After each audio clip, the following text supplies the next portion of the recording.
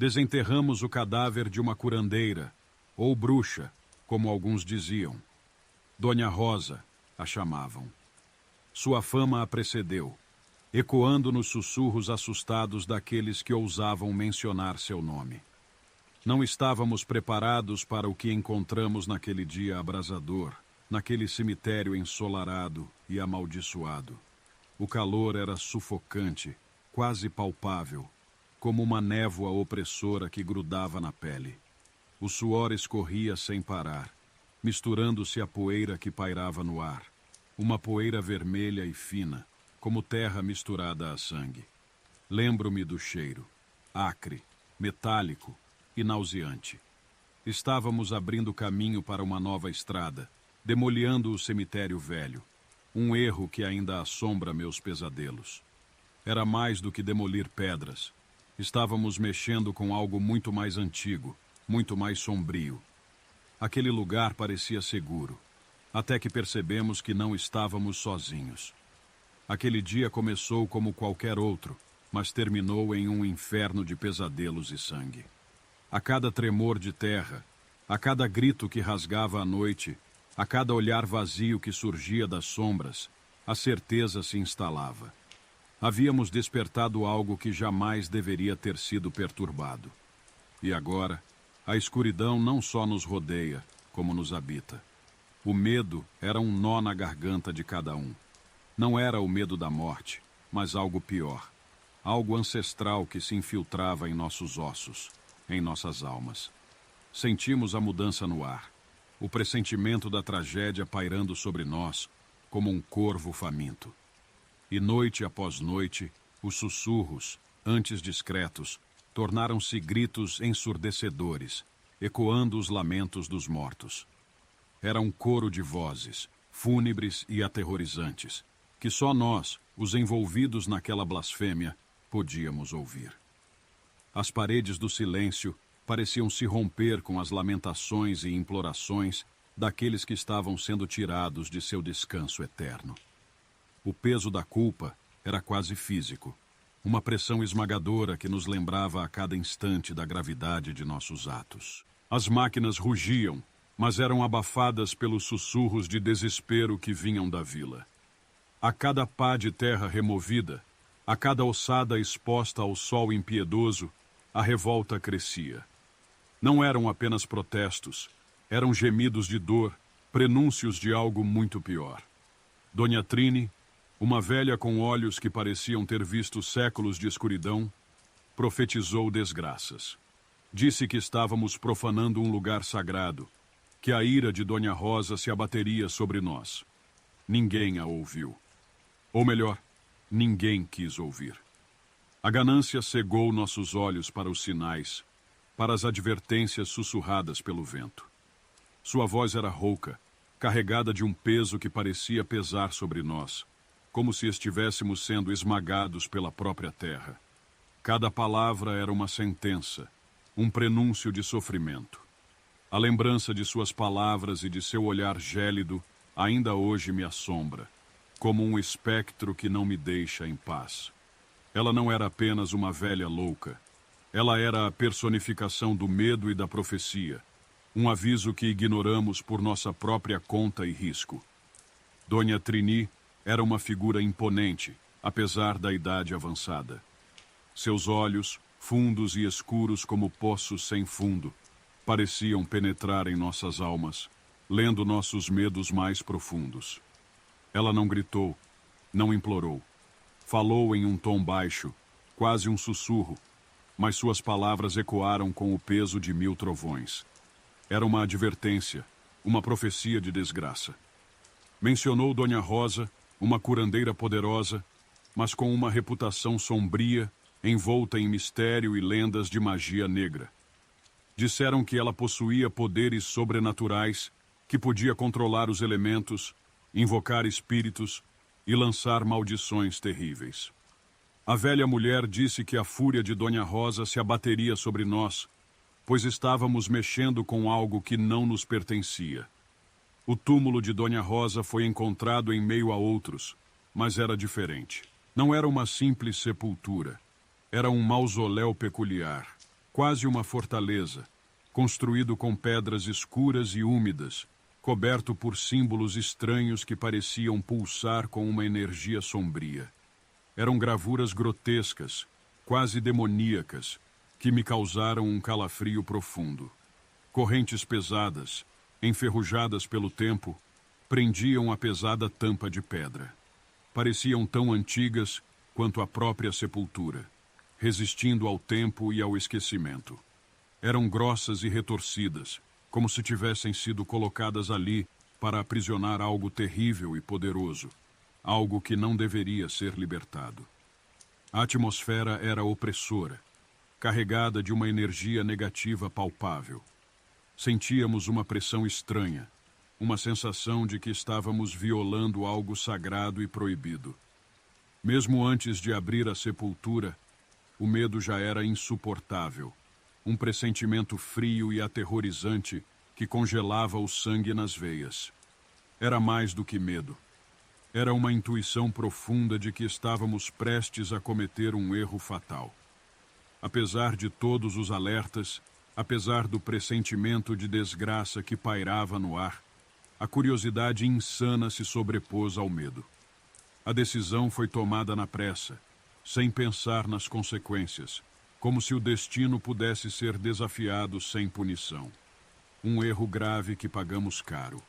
A tampa de pedra, pesada e antiga, cedeu com um estrondo que pareceu ressoar no próprio inferno. Um arrepio percorreu minhas costas. Senti o medo se infiltrando nos meus ossos, aterrorizante e avassalador. Aquele não era apenas um túmulo, era uma prisão, e nós, imprudentemente, havíamos aberto a porta. O medo era palpável, um peso na atmosfera sufocante daquele dia. Mesmo assim, o capataz, cego pela arrogância e pela curiosidade insana, ignorou os avisos e ordenou que abrissem o caixão. Foi uma decisão tomada com a pressa daqueles que ignoram o perigo, um gesto de desafio ao destino e à própria morte.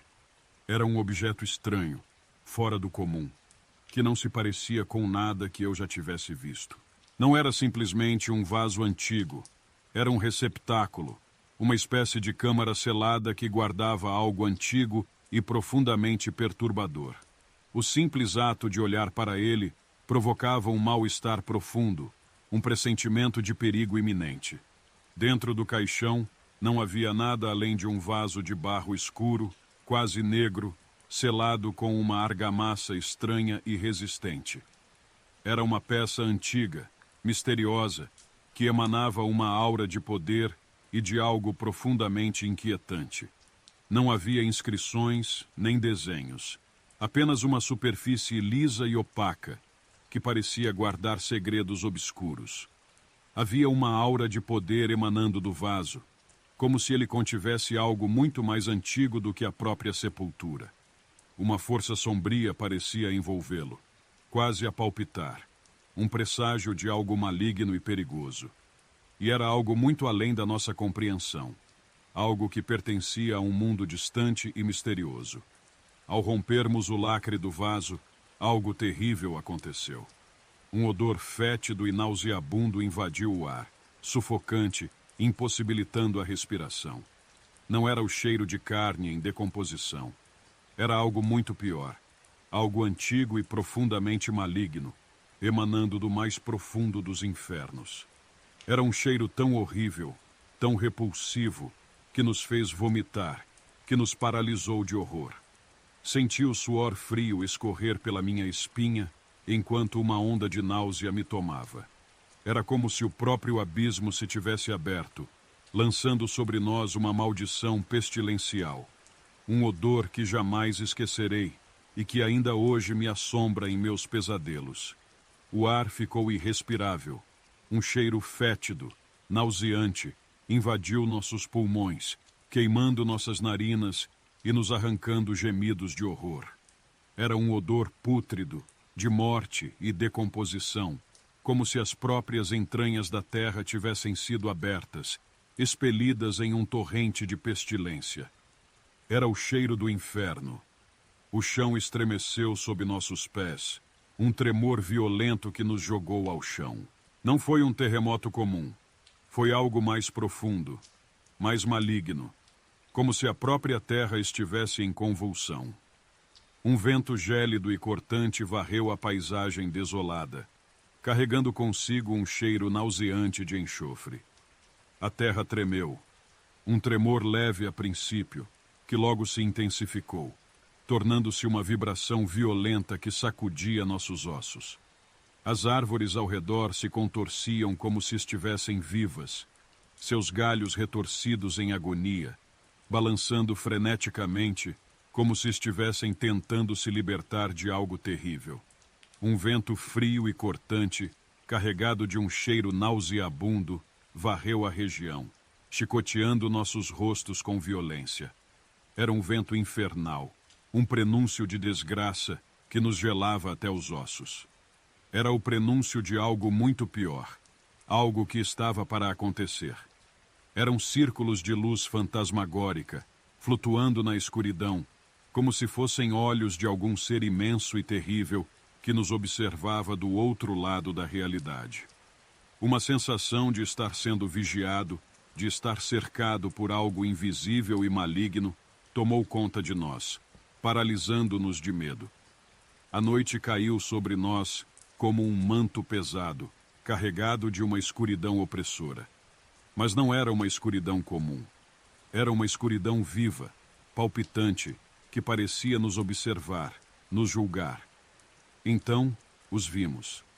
No meio da escuridão, pontos brilhantes, círculos luminosos, como olhos gigantes e malignos, cercando o nosso acampamento. Eram olhos que pareciam nos observar, nos escrutinar, nos avaliar. Olhos que emanavam uma energia sinistra, uma ameaça implícita que nos gelava até os ossos. Não eram olhos humanos. Eram algo muito mais antigo, muito mais maligno, algo que existia nas sombras, nas trevas do além. Tônio desapareceu. Simplesmente se evaporou no meio da noite, sem deixar rastros, como se a própria terra o tivesse engolido.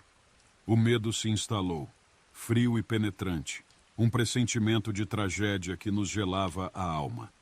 Era apenas o começo. Procuramos por ele durante horas, clamando seu nome na escuridão, mas só encontramos silêncio e o vazio assustador da noite.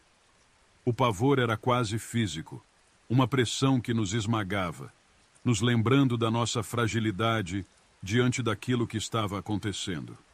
Seu corpo foi encontrado ao amanhecer, horrivelmente mutilado, sem vida, sem dignidade. A cena era tão grotesca, tão brutal, que deixou uma cicatriz profunda em nossas mentes, um lembrete do horror que nos assombrava. Era uma prova irrefutável do que estava acontecendo. A água da vila, nossa fonte de vida, estava contaminada. Seu tom cristalino havia se transformado em um vermelho viscoso, semelhante ao sangue, com uma consistência espessa e nauseante.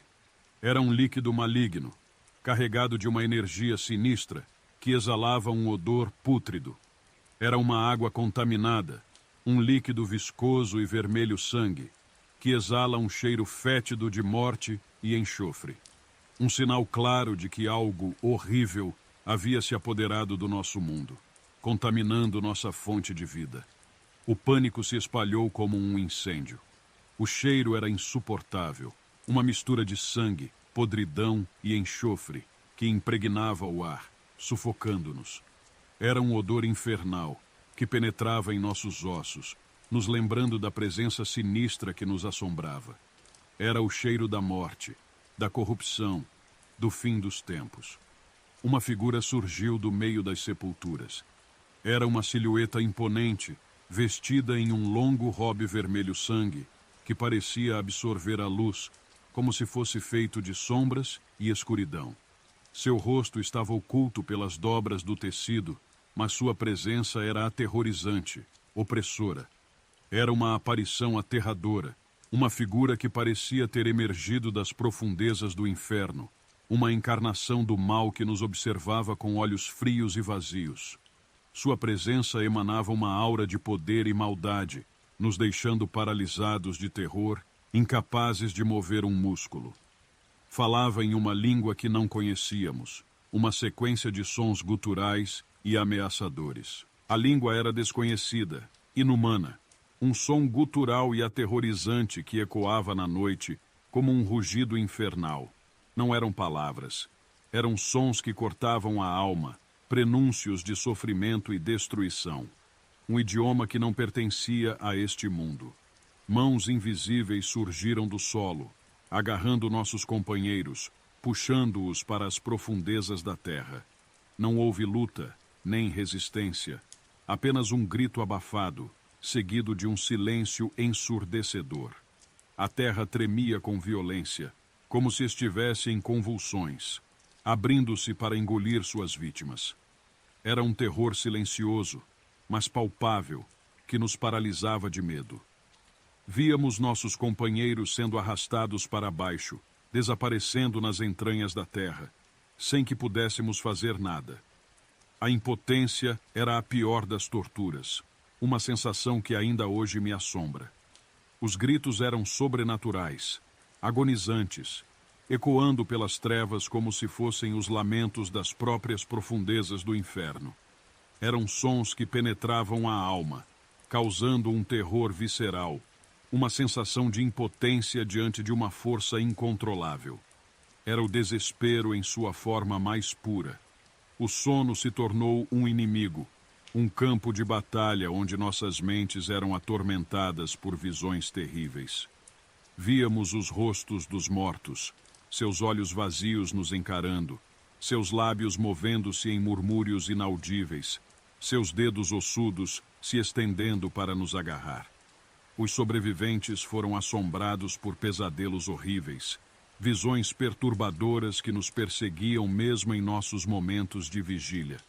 Eram imagens grotescas, lembranças vívidas do horror que presenciamos, que se misturavam com a realidade, tornando difícil distinguir o sonho do pesadelo.